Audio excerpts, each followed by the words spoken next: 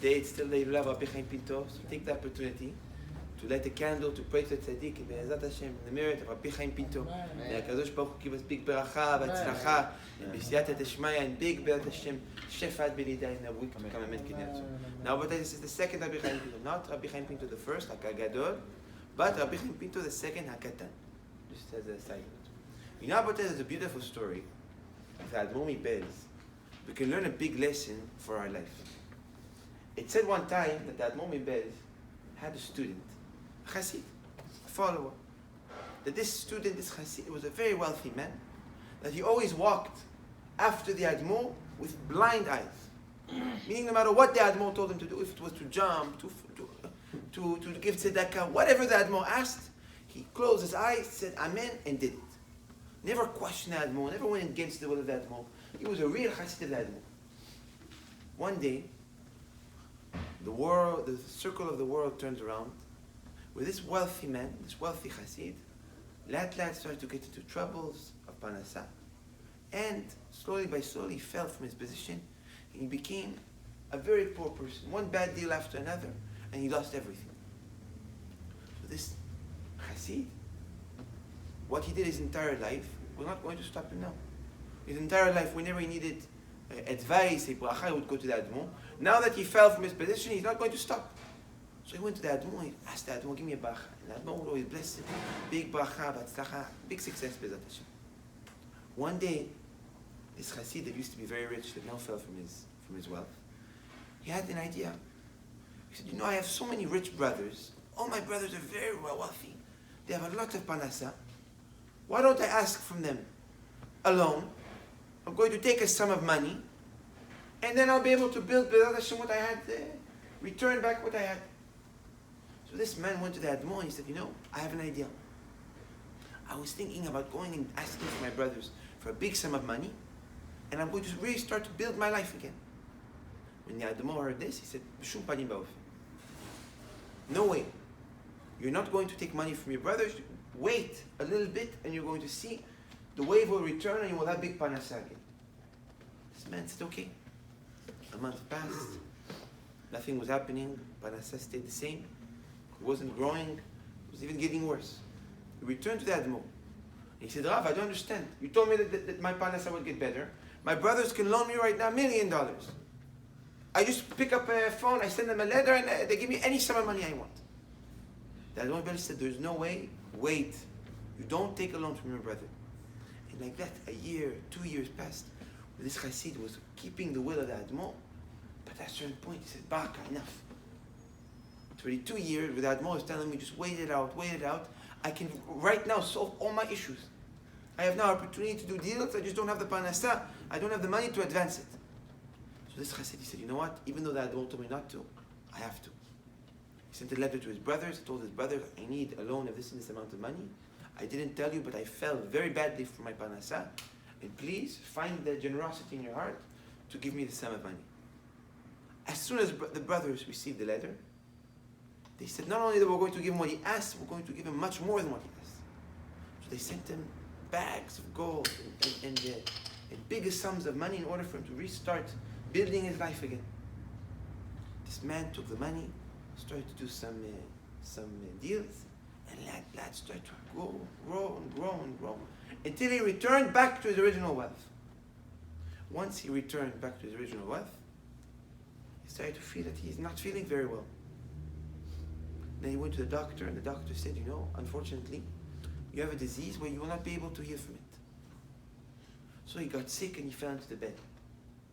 He got to the point where he was not even able to leave the bed. So he sent a messenger to the Admor to ask the Admor, what should he do? Ask for Bacha. So they went to the Admor and they told the Admor, this man, your close Chassid, he's very sick in bed.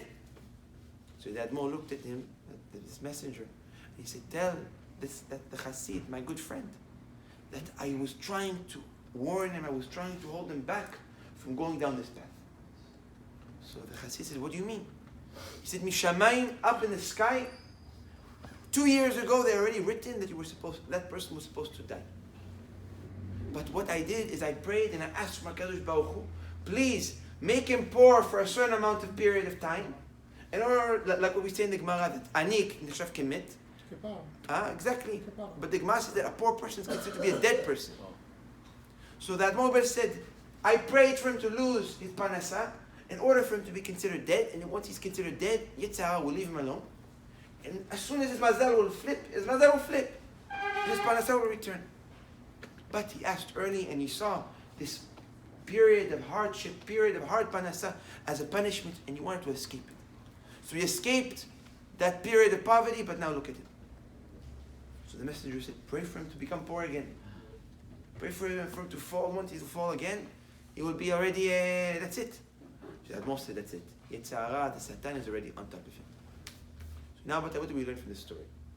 Sometimes, Abotai, when HaKadosh Baruch Hu gives us a little bit of challenges, we have to say thank you. The same way that we always thank HaKadosh Baruch Hu for all the good, we actually have to say thank you for the challenges. Because we don't know what's behind these challenges. Sometimes a person, something small happens to him, and say, Hashem, why? Do you know what HaKadosh Baruch Hu did up there? What he flipped in your mazal, what he flipped in the reality, in order for you to just get hit a little bit? Sometimes when we feel we're having a little bit of a hard day, we should say, HaKadosh Baruch Hu, thank you for giving me a hard day, because who knows what I was supposed to receive. You know, Botai, something that I always mention, that HaKadosh Baruch Hu, when he wanted to create the world, he wanted to create it with what? Din. With din. But he saw that the world was not able to survive holding the attribute of din. So really, HaKadosh Baruch Hu changed the way of nature, and he acts with us with kindness. That even when we do a lot of wrong, and unfortunately, you know, Abatai, not all of us are perfect, still HaKadosh Baruch Hu tries to find tricks and tries to find loopholes where he can bring us out zakayim, where he can bring us out innocent, where he can bring us out clean. So really, Abatai, the concept of being thankful is a very important concept, that we need to always thank HaKadosh Baruch Hu for the good and for the bad. But not say thank you, you know, to HaKadosh Baruch Hu. Actually say thank you.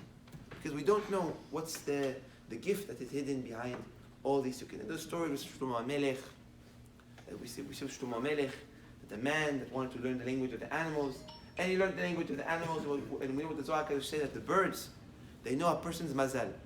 Animals, when they see a person, they see his previous Gilgul, and they see all his mazal. So after Shlomo HaMelech warned them, I don't want to teach you the language of the animals, he taught him, and then we know what happened. It's a very famous story, we don't need to repeat it. Abotai, today is Hod. Today is the Sephirah of Hod. Hod comes from what word? Hodaya. Being thankful, being grateful. But we must be grateful, we must be thankful for all what HaKadosh Baruch Hu gives us, the good and the bad. One who is thankful and who is grateful for HaKadosh Baruch Hu, for all the good that he gave him, all the bad that he gave him. On the day of Hod, we say you receive the beracha of what? We say you receive the beracha of the Kohen. Receives the beracha of the Kohen, because today is Aharon HaKohen. And on the day of Aharon HaKohen, it is the day of the beracha of HaKadosh Baruch Hu, where it says, so may